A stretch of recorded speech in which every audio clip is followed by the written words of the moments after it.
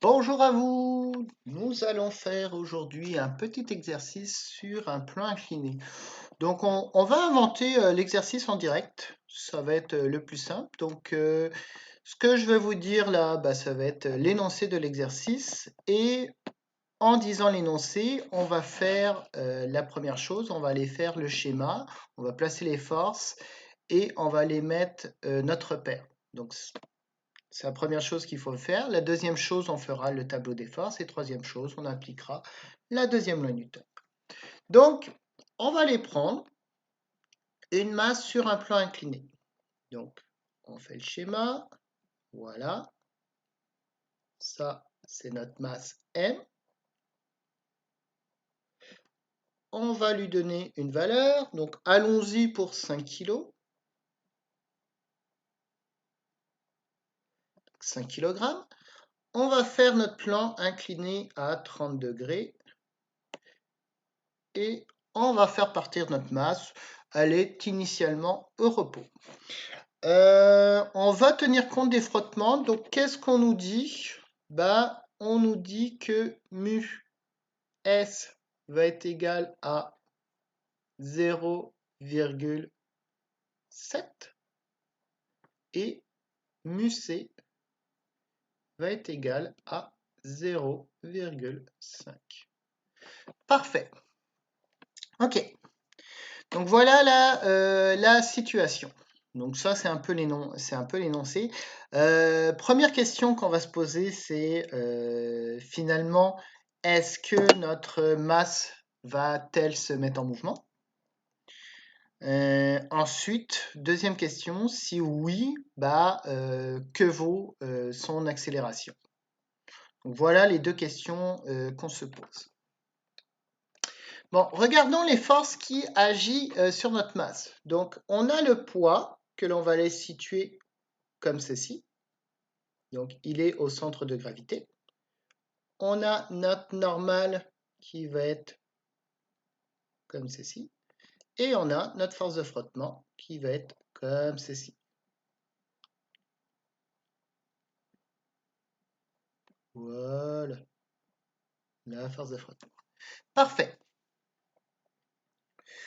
Bon, on va faire un petit peu plus gros, la normale, le poids et la force de frottement. Et dernière chose qu'on doit mettre sur notre schéma, c'est notre repère. Donc, le repère, c'est assez simple. On essaye toujours de mettre le X suivant le mouvement. Donc là, on va mettre le X suivant la pente. Donc, X, Y. Bon, très bien. On a déjà fait la première partie. Deuxième partie, c'est faire le tableau des forces. Donc, aller trouver les coordonnées en X et en Y de chacune de nos forces.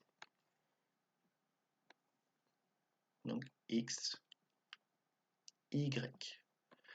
Alors, on va commencer par les forces les plus simples. La force de frottement. La force de frottement, elle va être située, elle va avoir une composante en X, ici, tout simplement. Voilà, seulement en X. On peut, si on veut,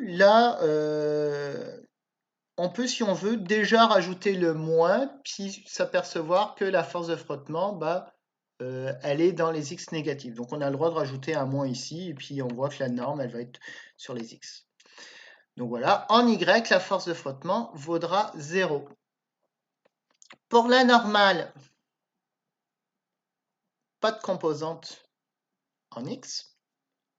Et la norme de la normale va être en Y. Donc on voit que la normale va être vers le haut, on n'a pas besoin de s'occuper du signe pour le coup.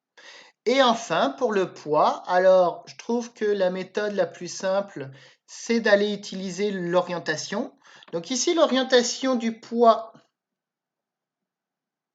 ça vaut combien? On sait que l'orientation du poids par rapport à l'horizontale, c'est 270 degrés. Donc finalement, l'orientation du poids par rapport à la pente, ça vaut 270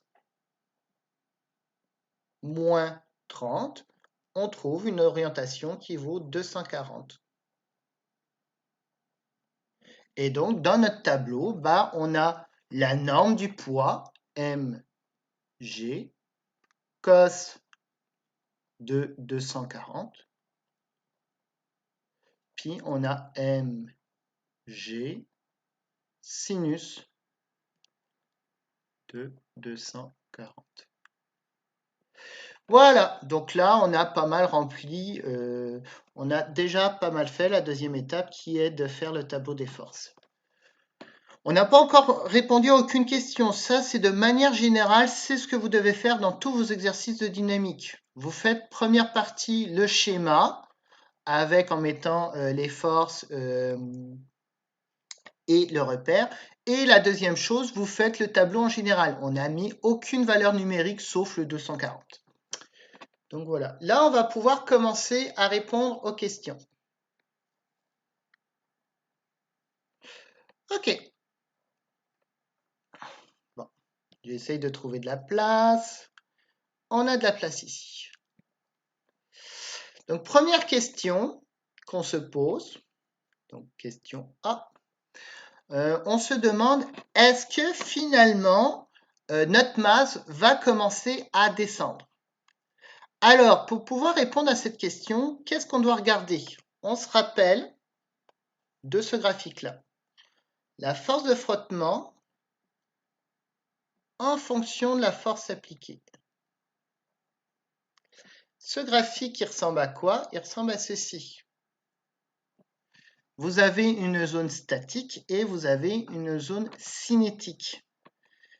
Pour que la masse commence à descendre, ça va être assez simple.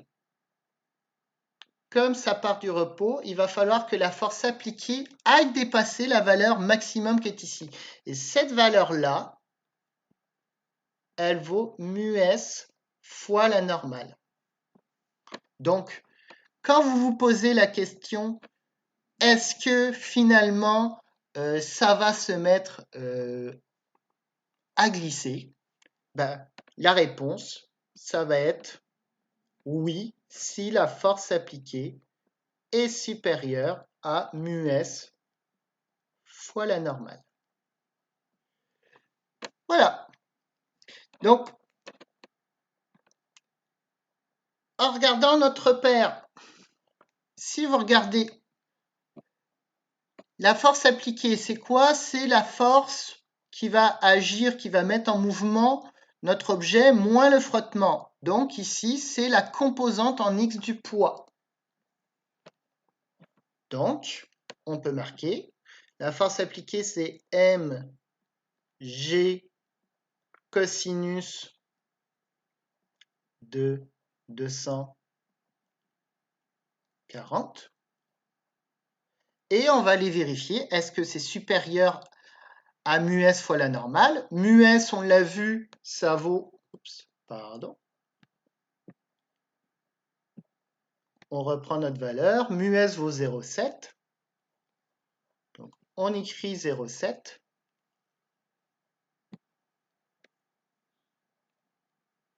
Et que vaut la normale? Bah, la normale, il suffit de faire la somme des forces en Y. La somme des forces en Y, vous avez la composante du poids en Y plus la normale. Donc la normale, c'est l'inverse de finalement de la composante du poids en Y. Donc la normale vaut moins, c'est l'inverse, mg sinus de 240. L'avantage de faire ceci, alors attention, hein, ici, c'est bien entre parenthèses, c'est une multiplication. L'avantage de faire ceci, c'est qu'on voit que la masse et la valeur de petit g, la masse et la valeur de g s'annulent. Donc finalement, on vérifie si cos de 240 est supérieur à 0,7 fois sinus de 240. Donc cos de 240, ça donne moins 0,5.